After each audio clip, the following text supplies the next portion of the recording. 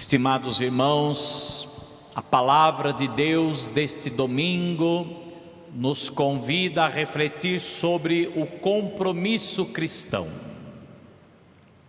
O cristão não pode permanecer numa vida cômoda, paralisado, muito menos refugiar-se numa religião apenas ritual, feita de gestos vazios. Mas o cristão tem que viver de tal forma que ele deve assumir e comprometer-se com a transformação do mundo, tornando-se assim uma luz que brilha na noite do mundo. Por isso, aquilo que nós celebramos, ou melhor, aquilo que nós cremos, também é aquilo que nós celebramos, mas o que cremos e celebramos tem que levar a uma verdadeira ação, a uma atitude, por isso há uma transformação, e é assim que nós transformamos o mundo, quando nós nos deixamos também transformar pelo Evangelho, e isso é ser luz, isso é tornar-se luz, e o mundo cada vez mais precisa desta luz que nós podemos irradiar no mundo, pois recebemos do próprio Senhor, que é a verdadeira luz, e iluminamos a vida dos outros, pois transformados por Ele, iluminados por Ele, nós também iluminamos a vida das pessoas que estão ao nosso redor. A primeira leitura de hoje nos apresenta as condições necessárias para ser luz.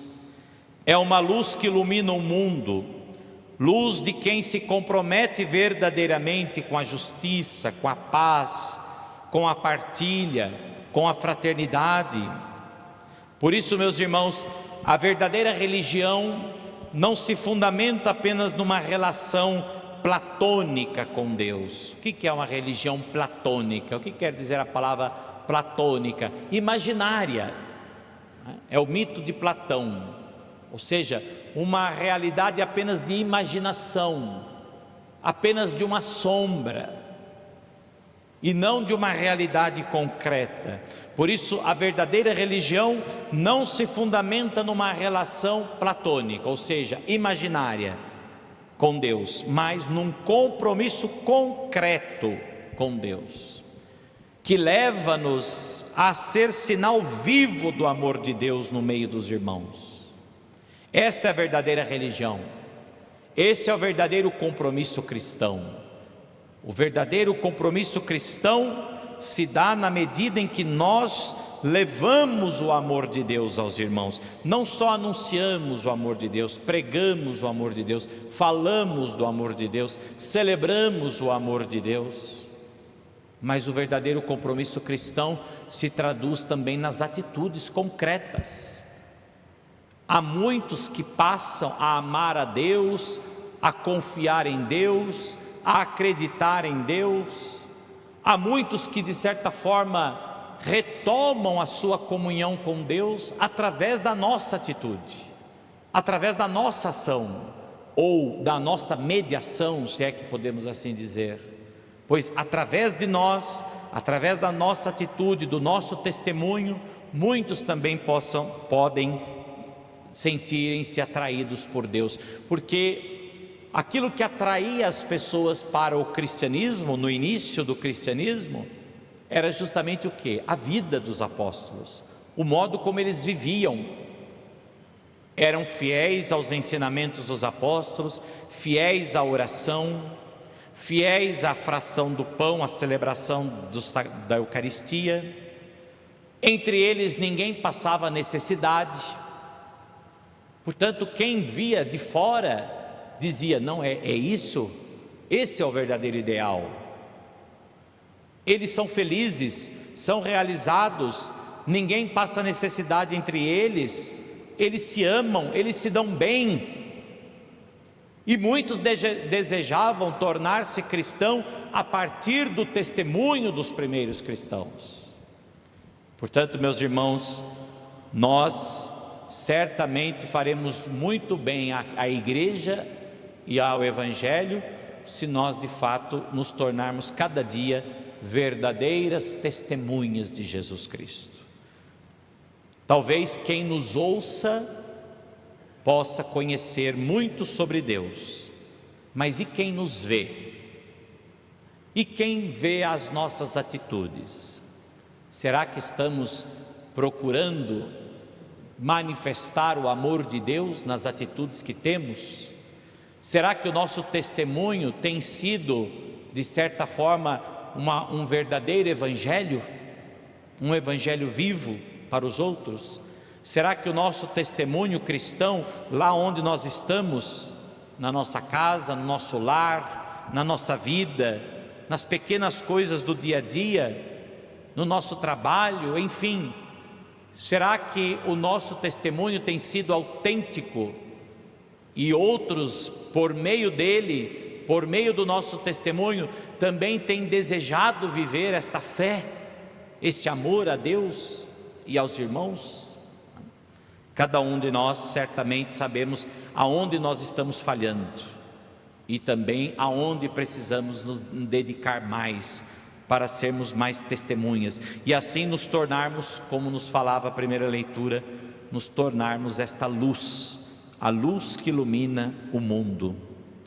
E São Paulo, na segunda leitura, exorta que para sermos luz é preciso colocar a nossa esperança em Cristo. São Paulo exorta que ser luz não é colocar a sua esperança de salvação em esquemas humanos de sabedoria, mas a identificar-se com Cristo e com Cristo crucificado. Portanto, não é qualquer imagem de Cristo. São Paulo nos chama a configurar-se, a identificar-se com o Cristo crucificado, pois é na fragilidade e na debilidade que Deus se manifesta. Quando nós vemos a fragilidade e a debilidade de Cristo na cruz, nós também reconhecemos na fragilidade, na debilidade do Cristo, a manifestação do amor de Deus. Veja de que modo ou como Deus amou o mundo. Deus amou tanto o mundo que deu o seu Filho unigênito, para que não morra todo aquele que nele crer, mas nele tenha a vida eterna, a verdadeira vida. Portanto, é na fragilidade e na debilidade que Deus se manifesta. E por fim, o Evangelho de hoje é, de certa forma, a conclusão do Evangelho de domingo passado, do Sermão da Montanha. No domingo passado, Jesus iniciava o seu sermão falando-nos das bem-aventuranças. E hoje, Jesus encerra este sermão da montanha, exortando os discípulos a tornarem-se sal da terra e luz do mundo. Vós sois o sal da terra, vós sois a luz do mundo. Jesus já afirma isso, né? Jesus não diz sejam o sal da terra, sejam a luz do mundo, mas Jesus diz vós sois. Portanto, depende de vós esta realidade, é vossa obrigação, é inerente à vida de cada um de vocês como cristãos. Portanto, vós sois o sal da terra, vós sois a luz do mundo. O que Jesus queria dizer com isso?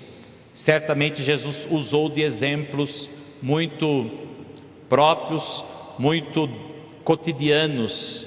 Sal e luz. O sal foi feito para dar sabor. Aquilo que dá sabor é aquilo que dá sentido, né? Tem sentido comer um arroz gostoso sem sabor nenhum? O arroz pode estar soltinho, etc., mas comer aquele arroz totalmente sem sal, o que a gente diz? A gente às vezes usa até mesmo essa expressão: ah, não vou comer mais. Não tem sentido eu comer esse arroz sem sabor, não tem sentido. Exatamente, o sal é aquele que dá sabor, é aquele que dá sentido. Portanto, a pregação dos apóstolos, né, Por meio da pregação dos apóstolos, a vida das pessoas ganhavam sabor, sentido de ser. Assim também vós sois o sal da terra.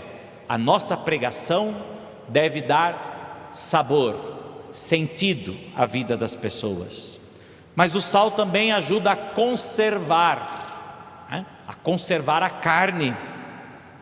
O sal sempre foi muito usado para a conservação dos alimentos.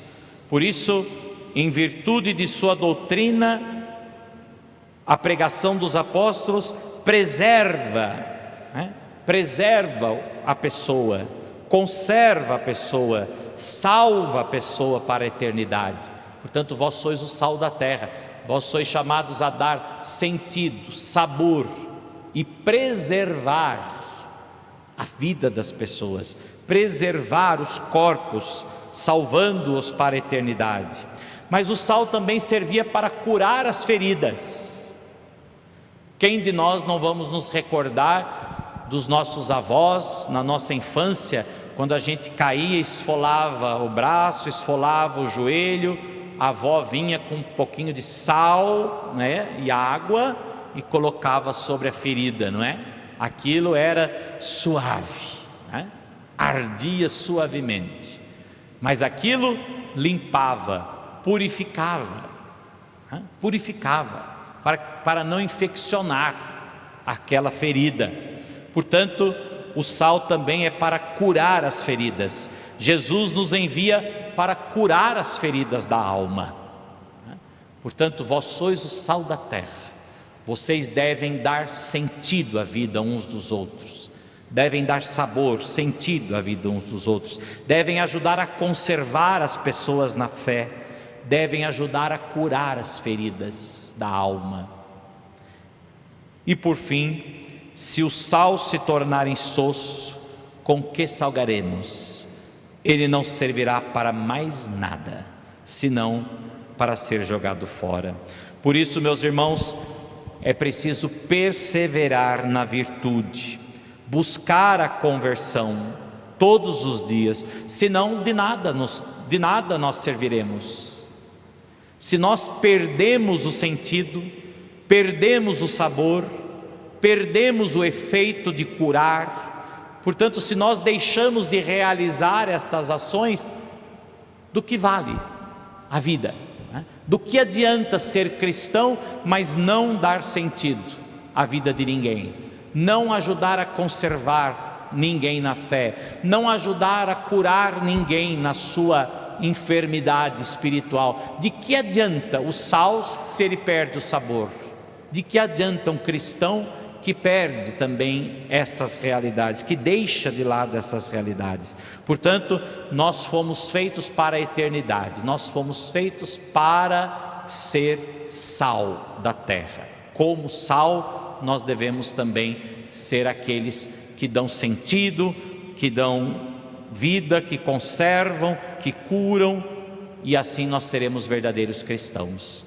E também vós sois a luz do mundo. Luz é que iluminar a vida dos ignorantes.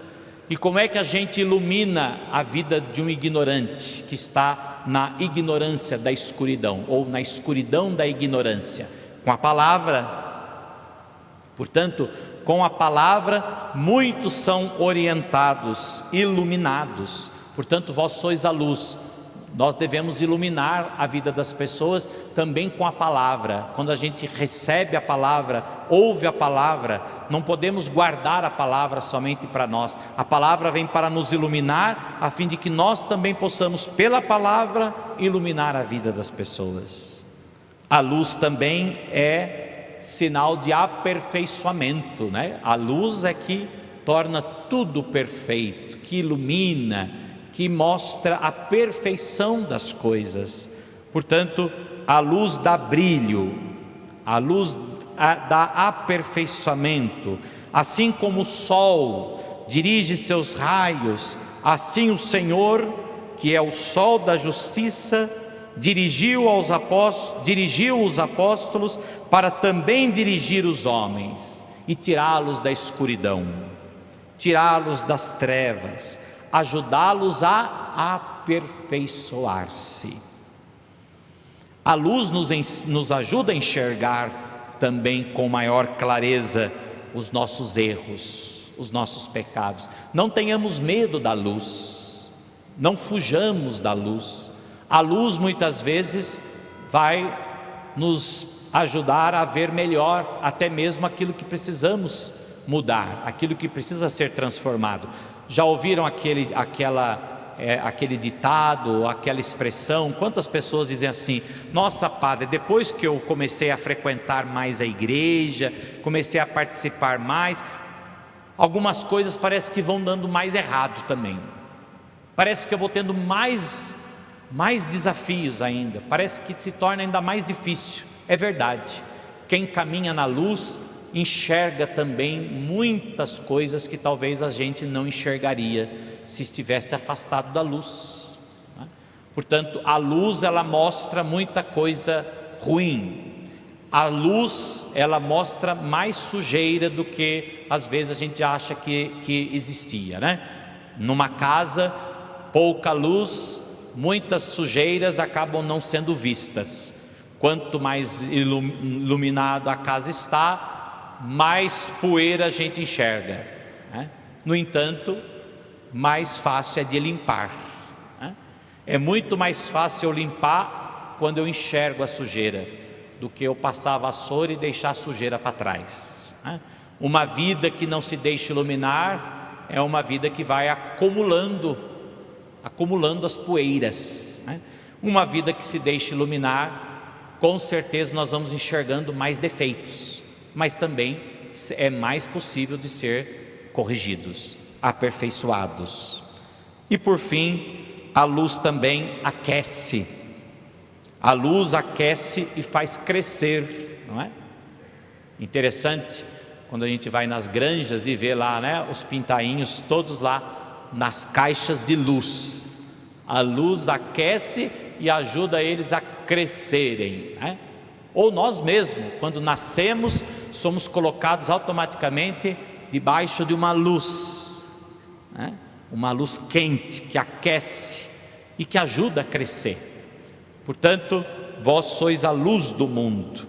A fé em Cristo vem para aquecer os corações e também para nos fazer crescer até alcançarmos a plenitude, né?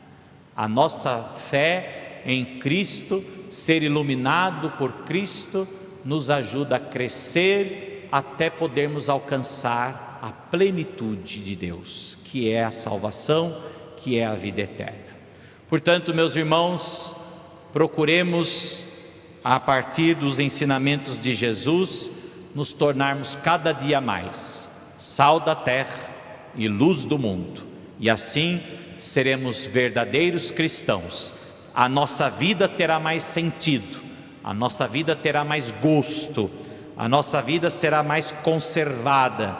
Nós também seremos curados, mas nós também seremos iluminados, aperfeiçoados, aquecidos. Mas o mais importante, nós também iremos realizar tudo isso na vida dos outros, especialmente aqueles que estão mais próximos de nós. Assim seja. Amém.